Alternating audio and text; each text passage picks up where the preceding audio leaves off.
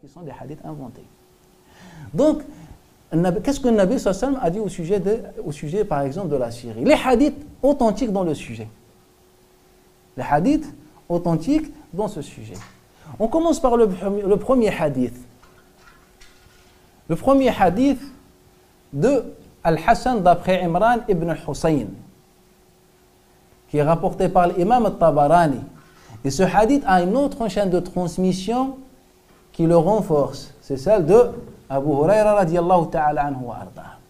أن النبي صلى الله عليه وآله وسلم قال ستكون 4 فتن. Il y aura 4 fitna. فتنة تستحل فيها الدماء. La première fitna, c'est où on autorise le sang.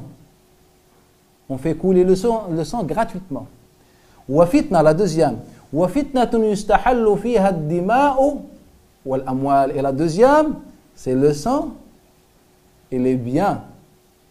On vole au nom d'Allah Ta'ala. On prend les biens des autres au nom d'Allah Ta'ala. La troisième fitna, وفتنة يستحل فيها الدماء والفروج والأموال. Et la troisième fitna, donc on a le sang, on a les biens et maintenant c'est le furuj. C'est-à-dire le viol et la zina, la fornication devient halal. Et cette époque commence à partir de l'année 63. Et elle était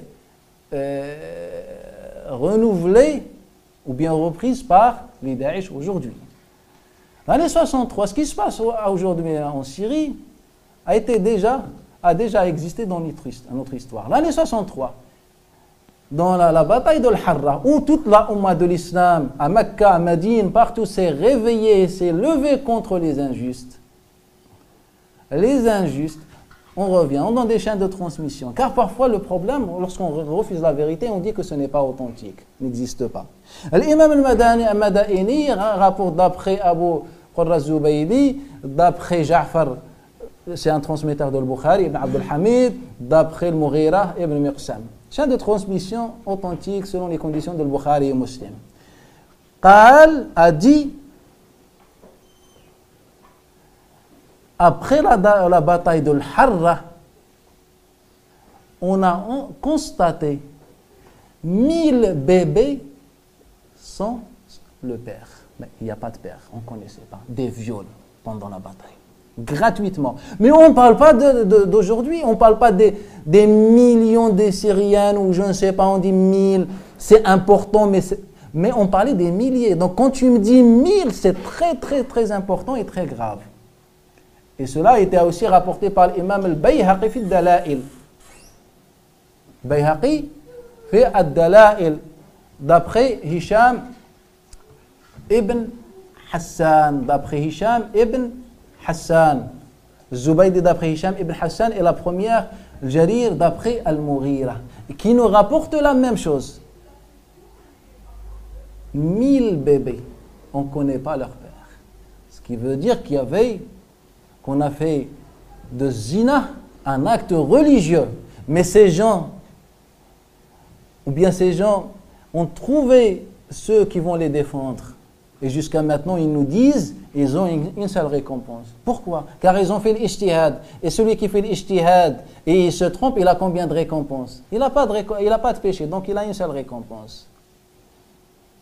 Et aujourd'hui, ils se permettent de parler de Daesh. Daesh ne vient pas du ciel. C'est chouyour dans l'histoire de l'islam. Donc on a fait de cela, donc ça c'est la troisième fitna. Mais après, le Nabi sallallahu alayhi wa sallam va nous parler de la quatrième fitna. C'est-à-dire la première, on faisait couler que le sang. La deuxième, on a rajouté le vol des biens. Troisième, c'est le furuj, les viols. Et la quatrième, c'est encore pire. C'est-à-dire, on a les trois et d'autres options. Le Nabi sallallahu alayhi wa sallam dit وَالرَّابِعَةُ عَمِّيَاءُ سَمَّا. Elle est sourde, elle est aveugle, elle est muette, elle est tout. عَمِّيَاءُ سَمَّا. تطيف بالشام. Elle circule dans Cham. وتغشى العراق. Elle pénètre en Irak. Elle rentre en Irak. وتخشى العراق وتخشى. Donc Nabi sallallahu alayhi wa sallam il nous dit qu'elle circule dans Cham. Quand on dit Cham, c'est la Syrie sur la tête, Damas sur sa tête. وتخشى العراق, et puis elle rentre en Irak. وتخشى العراق. Et elle touche Al Jazeera. Elle touche Al Jazeera, ce qu'on appelle aujourd'hui l'Arabie Saoudite. C'est-à-dire cette fitna, elle va vivre en Irak, en Cham, mais juste le mot utilisé, c'est perturber. Elle va perturber Al Jazeera. C'est-à-dire, ce n'est pas en Arabie, l'Arabie Saoudite va juste recevoir quelques conséquences, car déjà la fitna, elle vient de là. Donc, le Nabi sallallahu alayhi wa sallam, il nous parle de la quatrième fitna, et c'est la dernière fitna mentionnée dans le hadith de Nabi sallallahu alayhi wa sallam, avant l'arrivée de Mahdi alayhi salam.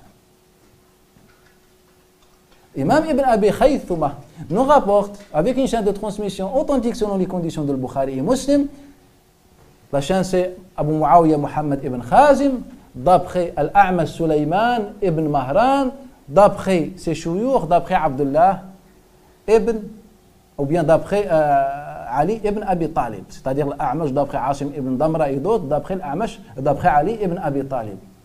Marfou'a. ستكون خمس فتن أو ستكون فتن خمسا. Il y aura 5 fitna. Et là, il nous dit la dernière. وفتنة. Il y aura la dernière, c'est une fitna sombre où les gens deviennent comme les bêtes, comme les animaux. On réfléchit plus comme les animaux. On tue pour survivre, pour manger, pour profiter. Mais maintenant, je veux que le Nabi sallallahu alayhi wa sallam nous donne encore plus de précision. Là, ya Rasulallah, on a compris qu'il y aura des fitans et que la dernière, c'est la plus mauvaise fitna. Et que dans cette fitna, on va faire couler le sang. Que dans cette fitna, on va violer. Mais le problème, on va faire couler le sang au nom d'Allah. On va violer au nom d'Allah. Car aujourd'hui, ils n'appellent pas ça du viol. Nous, on l'appelle du viol. Eux, ils appellent ça quoi? Un nikah, mariage. Ou bien des captives, on peut faire des rapports intimes. On va le traiter ce sujet plus tard, Inch'Allah ta'ala. Et vous allez découvrir beaucoup de choses que beaucoup de musulmans et surtout les chouyurs ignorent sur ce sujet, les captivités en islam. Nabi sallallahu alayhi wa sallam, dans le hadith que rapporte l'imam al-Tabarani, est authentifié par l'imam al-Tabari dans son livre al-Tahdhib. Authentifié par Tabari dans son livre al-Tahdhib.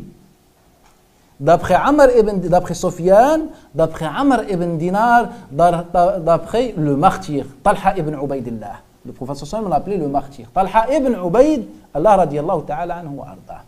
قال تكون فتنة بالشام. Il y aura une fitna بالشام. Quand on dit Sham, c'est la Syrie. C'est le noyau de Sham. Sinon, Sham inclut aussi la Palestine, etc. Mais généralement dans l'histoire, quand on parlait de Sham, surtout dans les hadiths de Nabi sallallahu alayhi wa sallam, on parlait plus dans le sens de Al-Ghouta, de Damas, etc. Al-Ghouta, c'est une ville en Syrie.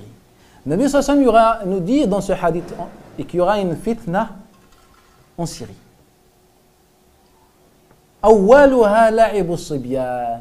Elle commence comme un jeu d'enfant, Nabi sallallahu alayhi wa sallam nous dit.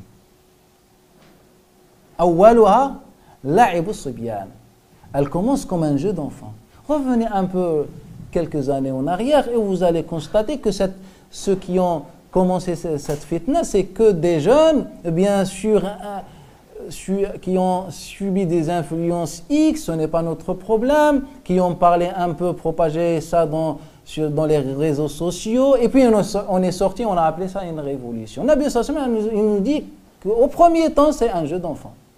ثم لا يستقيم أمر الناس على شيء.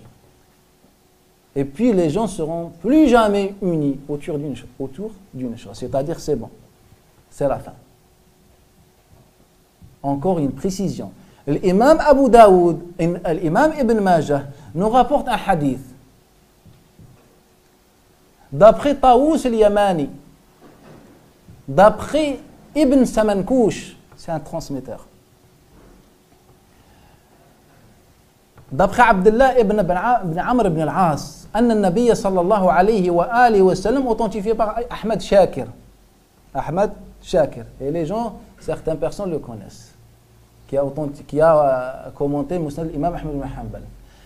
Le Nabi sallallahu alayhi wa sallam a dit Takunu fitnatun tastandifu al-Arab. Il y aura une fitna qui touchera tous les Arabes. Qatlaha fin nar. Les morts, ceux qui meurent dans la fitna, seront dans l'enfer.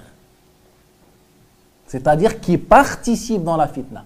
Pas des victimes, qui participent dans la fitna, seront dans l'enfer. Al-lisanu fiha ashaddu min waq'i sayf. La langue dans cette fitna sera plus efficace que l'épée. Et cette révolution, ce qu'on appelle révolution, a commencé par quoi? Par des écrits et des prêches. Par des écrits et des prêches. Et là, c'est pour ça que Nabi dit, la langue aujourd'hui, ou bien ce jour-là, sera plus efficace que l'épée. L'épée est venue que plus tard.